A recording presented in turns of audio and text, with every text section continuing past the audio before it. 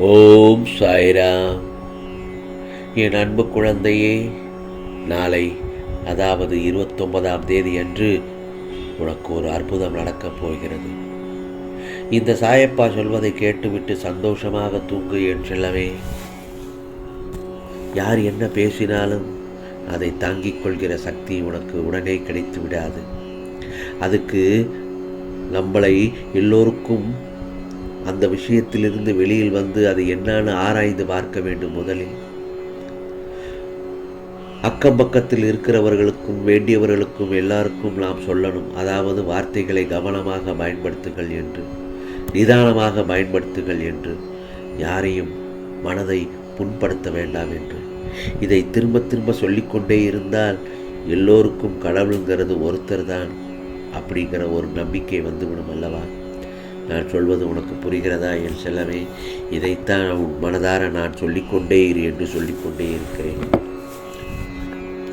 உன் மனதார நீ நினைப்பது என்ன நினைக்கிறாய் என்று எனக்கு நன்றாக புரிகிறது. சாயப்பா, எங்கு சென்றாலும் பிரச்சனை. ஒரு பிரச்சனையை சமாளித்து பெருமூச்சு விட்டாலும் அடுத்த பிரச்சனை உடனே தொடங்கி விடுகிறது. நான் எவ்வளவுதான் சமாளிப்பேன்? இதிலிருந்து எனக்கு விடுதலையே கிடைக்காதா என்று நீ புலம்புவது என் காதில் கேட்கிறது.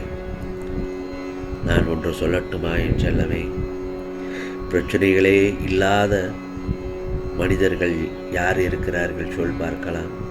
அதே நேரத்தில் பிரச்சனைகளே இல்லாத வாழ்க்கையை கொடு சாயப்பா, நிம்மதி கொடு சாயப்பா என்று கைகூப்பு என் முன் நிற்பது எனக்கு நன்றாக தெரியும்.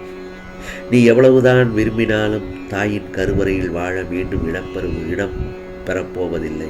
அதுபோலத்தான் எவ்வளவுதான் வெறுத்தாலும் கல்லறை உன்னை விட்டு விடப்போவதில்லை. அதனால் இந்த பிரபஞ்சத்தில் இருக்கும் வரை மகிழ்ச்சியாக இருந்துவிட்டு இருக்க பழகிக்கொள். உனக்கான தேவையில்லாத ஏன் பயம், குழப்பம், வெறுப்பு, விரக்தி, அமைதியின்மை, பழிவாங்கும் எண்ணம் என வாழ்நாளை வீணடிக்காதே. பாதையில் பயணம் செய்து முடித்த பின்புதான் தெரியும் இன்னும் அழகாய் அந்த பாதையை கலந்திருக்கலாம் என்று. மீண்டும் நடக்க நினைக்கையில் அந்த பயணமோ முடிந்து விட்டது. அதற்காகத்தான் சொல்கிறேன், நடக்கும் போதே அழகாக கவனமாய் நடந்திருந்தால் நீ இந்த ஏமாற்றத்தை பார்த்திருக்க மாட்டாய். ஒரு பொருளோ, ஒரு நிகழ்வோ, ஒரு உறவோ, ஒரு சந்தோஷமோ அது உன்னிடம் இருக்கும்போது அதை முழுமையாக புரிந்து அந்த கணமே அந்த ஒரு சந்தோஷத்தை பூரணமாக அனுபவித்து விடு. இல்லை என்றால் அடுத்து அந்த துன்பத்தையே நீ சந்திக்க நேரிடும். பண கஷ்டத்தினாலும் மன கஷ்டத்தினாலும் நீ தவறான பாதையில் செல்லாதே. அது பிரச்சனையைத்தான் வளர்க்கும், மேலுக்கும் அதிகமாக்கும்.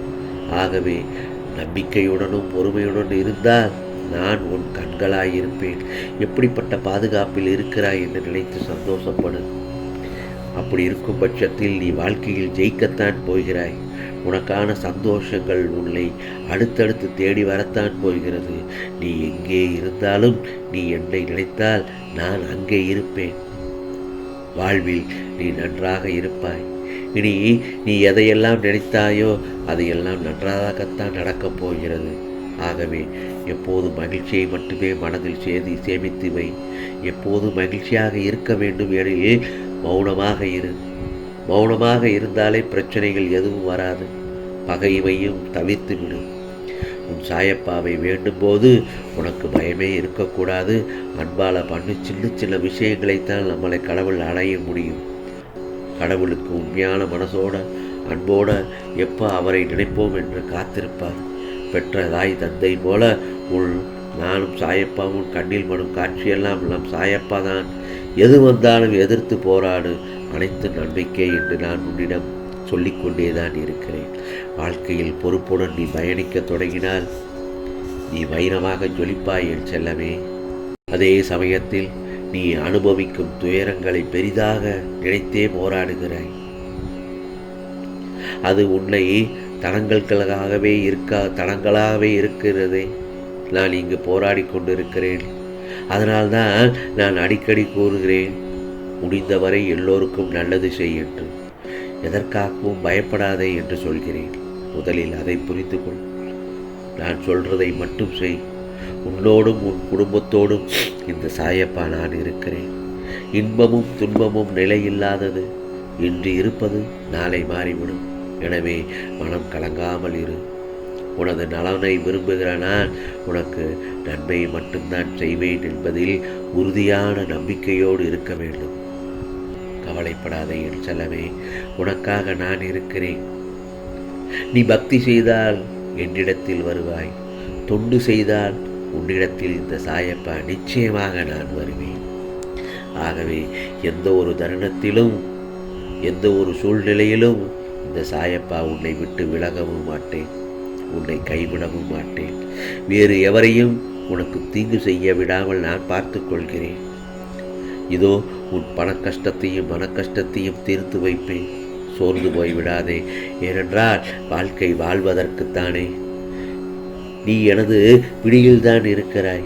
கவலைப்படாதே. உன்னை என்னுடைய பாதுகாப்பு வளையத்தில் தான் வைத்திருக்கிறேன். நாளைய பொழுது உனக்கான பொழுதாகத்தான் இருக்கப் போகிறது என் செல்லமே.